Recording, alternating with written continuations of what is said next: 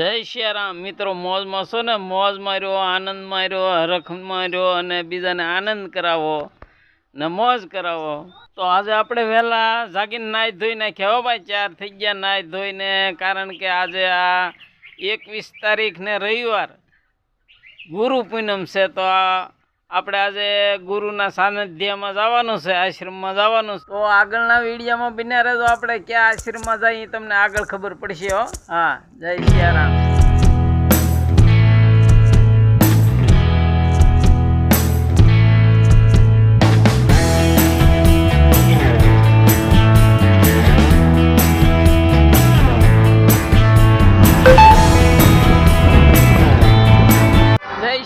તો અત્યારે આપણે આ ધારડી આશ્રમ આવી ગયા હો ભાઈ. હા, સવારમાં આપણે 5 વાગે ઘરેથી નીકળ્યા છીએ ને અત્યારે આ ધારડી આશ્રમ તમે જોઈ શકો છો. હવે અંદર આપણે જઈ દર્શન તમને કરાવીને આ ધારડી આશ્રમ તમને બતાવીએ.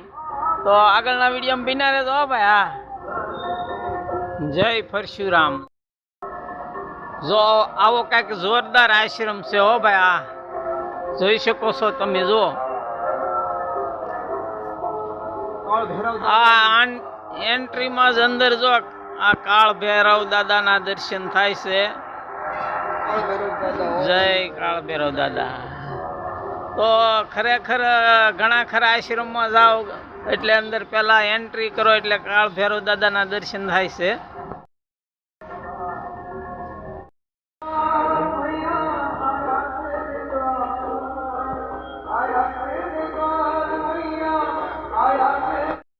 ગાદીપતિ આપણે દર્શન કરો.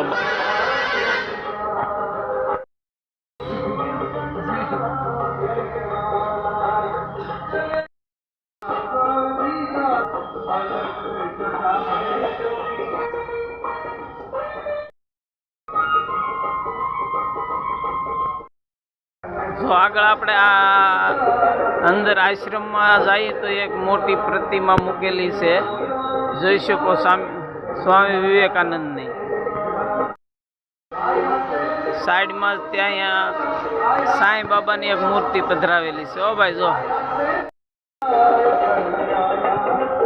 આ આશ્રમ બહુ જોરદાર છે. ઓ ભાઈ તમે જોઈ શકો છો. જો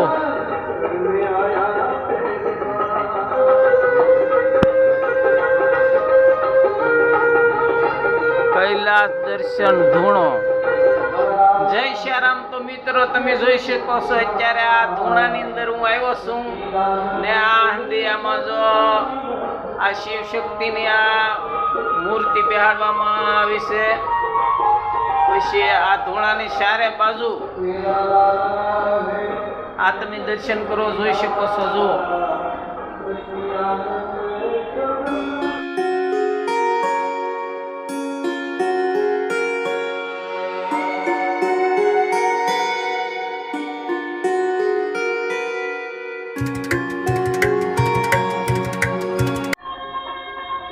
જય સિયારામ. તો જો આ સંત નિવાસ હો ભાઈ, લહેર લૂંટો ભાઈ.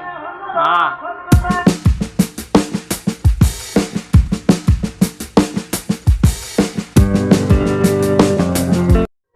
આ આશ્રમ ઘણી જગ્યા છે હો ભાઈ. હા, જો ભોજનાલય ને હંધુ અહીંયા બહુ જોરદાર છે. તો તમે આ હંધુ તમને આશ્રમ બતાવું છું, જોઈ શકો છો. જુઓ પાછળ તો આશ્રમમાં રામાપીર બાપાનું મંદિર જોરદાર છે હો ભાઈ. જો તમે દર્શન કરો. જય રામાપીર બાપા, જય રામાપીર બાપા, જય રામ, જય સિયારામ. તો મિત્રો જો આ મંદિર છે હો ભાઈ. આ